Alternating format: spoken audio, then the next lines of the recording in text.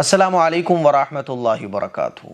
رمضان کے مہینے میں ہم لوگ کتنے روزے رکھ لیتے ہیں؟ 29 یا پھر 30۔ کیا میں آپ کو ایک ایسا عمل بتاؤں کہ جس پر عمل کر کے آپ رمضان کے مہینے میں 29 یا 30 روزے نہیں بلکہ آپ جتنے چاہو اتنے روزوں کا ثواب حاصل کر سکتے ہو گئے نا حیران؟ آپ لوگ سوچو کہ ارے مفتی صاحب ایسا کیسا ممکن ہے؟ 29 روزے ہوتے ہیں یا 30 روزے ہوتے ہیں تو 29-30 پورے مہینے کے ہی روزوں کو ثواب ملے گا نا۔ لیکن یہ عمل جو میں آپ کو بتا رہا ہوں نا، یہ عمل رسول اللہ صلی اللہ علیہ وسلم کا بتایا ہوا ہے۔ اگر آپ اس پر عمل کرو گے تو آپ جتنے روزوں کا ثواب چاہو اتنے روزوں کا ثواب حاصل کر سکتے ہو۔ وہ عمل کیا ہے؟ روزے دار کو افطار کرانا۔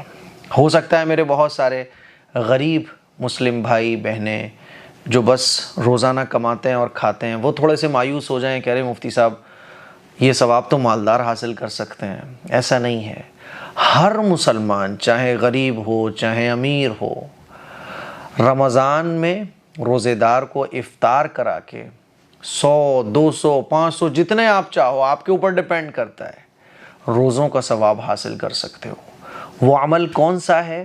رسول اللہ صلی اللہ علیہ وسلم کی ایک حدیث میں آپ کو سنانا چاہتا ہوں۔ آپ علیہ الصلوۃ والسلام نے ارشاد فرمایا، جو کسی روزے دار کو افطار کرا دے تو اس کو روزے دار کے برابر ثواب ملے گا، اور روزے دار کے ثواب میں سے کوئی کمی نہیں کی جائے گی۔ اگر آپ کسی کو روزہ افطار کراتے ہو تو آپ کو بھی بالکل ویسا ہی ثواب ملے گا جو روزہ رکھنے والے کو مل رہا ہے۔ لیکن یہ ڈر لگ رہا تھا نا کہ روزہ جس کو آپ افطار کرا رہے ہو وہ ڈرتا کہ بھائی میرا ثواب کم ہو جائے گا۔ اللہ کے نبی نے ارشاد فرمایا کہ روزہ رکھنے والے کے ثواب میں سے بھی کوئی کمی نہیں کی جائے گی۔ روزہ افطار کرانے والے کو بھی ثواب مل جائے گا، اور جو روزہ افطار کر رہا ہے اس کے ثواب میں سے بھی کوئی کمی نہیں ہوگی۔ اب ذہن میں یہ سوال آ سکتا تھا کہ روزہ افطار کرانا، ظاہر ہے یہ تو جس کے پاس پیسہ ہوگا وہ تو روزہ افطار کرا سکتا ہے، لیکن جو غریب ہے جس کے پاس پیسہ نہیں ہے وہ کیسے روزہ افطار کرائے؟ تو صحابہ اکرام نے عرض کیا، یا رسول اللہ، ہر شخص میں اتنی طاقت کہاں ہے کہ وہ کسی کو روزہ افطار کرا دے، تو وہ کیسے یہ ثواب حاصل کر سکتا ہے؟ تو آپ علیہ الصلوۃ والسلام نے ارشاد فرمایا کہ یہ ثواب اس کو بھی حاصل ہے، یہ ثواب اس کو بھی ملے گا جو کسی کو ایک گھونٹ دودھ پلا کر روزہ افطار کرا دے۔